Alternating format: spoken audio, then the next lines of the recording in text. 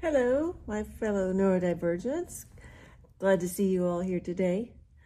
Today we're going to talk about a subject that is, I don't know, in some of us would consider it rather a tense subject, but I feel like it's something that we need to go there on it. It's the use of substances such as alcohol and nicotine, or something like nicotine, for the purposes of to help with stimming, and it helps numb sensory overload. And it also, especially for me, my mind's always a whirlwind that's constantly turning. It helps slow that down. So wanted to talk about it and go over it. If it's something that I've struggled with, and I know if I'm struggling with it, a lot of you are as well.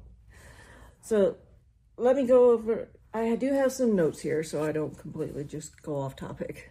All right, now alcohol, let's talk about that one first. Alcohol calms the sensory overload that we experience almost constantly. It also calms down those thoughts and feelings that we have, wondering what other people are thinking of us, wondering if we said the right thing in a conversation, and then the perpetual whirlwind that our minds are always in, especially for me, it slowed that down.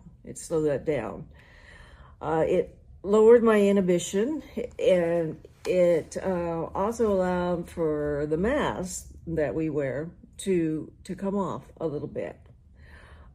Some of our fears that we are trying to escape while using alcohol are overthinking, over-explaining, and fear of others judging us. Now, we may also notice that it helps numb some of our sensory discomforts, such as loud noises, things like fluorescent lights and, their constant flickering, humming, and dimming that they do. Also things like scents, which, some of us are very sensitive to, and itchy, uncomfortable clothing. It also helps with social anxiety. You don't have to think so much about what to say and overthink whether or not you're saying the right thing. So now smoking or vaping, whichever you want to call it, in many ways the same thing. Nicotine also has the same calming narcotic effect on the nervous system that alcohol has. In addition, the hand-to-mouth movement helps satisfy our need to stim. It can feel very comforting to have something in our hand, especially if we're in a high anxiety situation, like a social situation. Even if, that what's in our hand can be a vape or a drink, it can feel comforting. So, record scratch. I wanted to show everybody these. These are what they call signet balls. They're from a company called Oh No. I will put a link in the description for their website, but they are magnets, and something about using these for me is very, very satisfying. So, just be able to hold them in your hand and do this.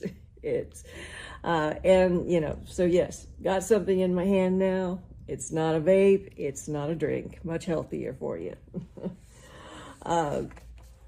Both of these habits, drinking and smoking, they are a double-edged sword.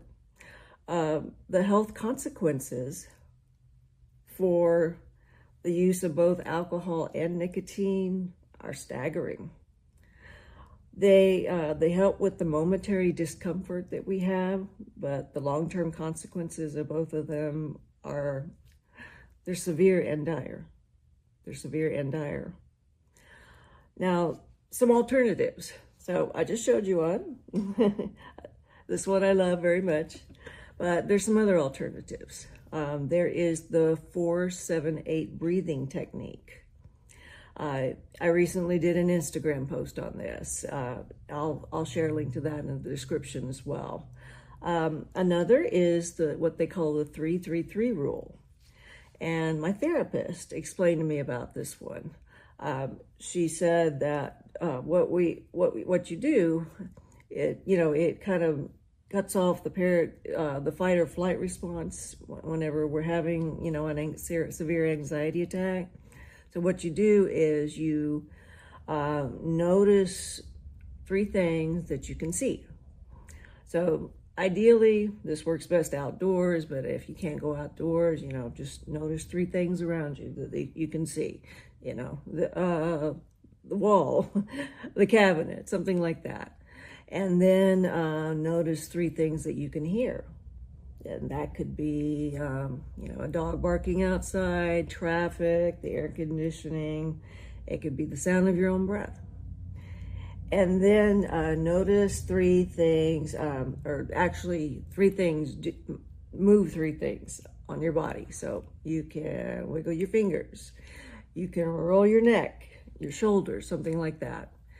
And so the 4-7-8 breathing technique, the 3-3-3 rule, these are many other coping mechanisms that we can do that are much better for our health. And I believe that there are many like myself out there. If this is you, please share your story in the comments. Mention things that worked for you, and maybe mention what didn't work. We are in this together, and as a community, I think that we can grow just by reading each other's comments. We're in this together though, y'all, and none of us are alone. And the reason that I started this channel is to reach out to all of you. And if you did enjoy this content, please like and subscribe. Please share if you know other people that are going through, this same situation. They are neurodivergent, struggling with substance abuse, that they started in order to help them cope with some of the having to cope with living in a world that was not made for them. There you go. All right. Take care, everyone.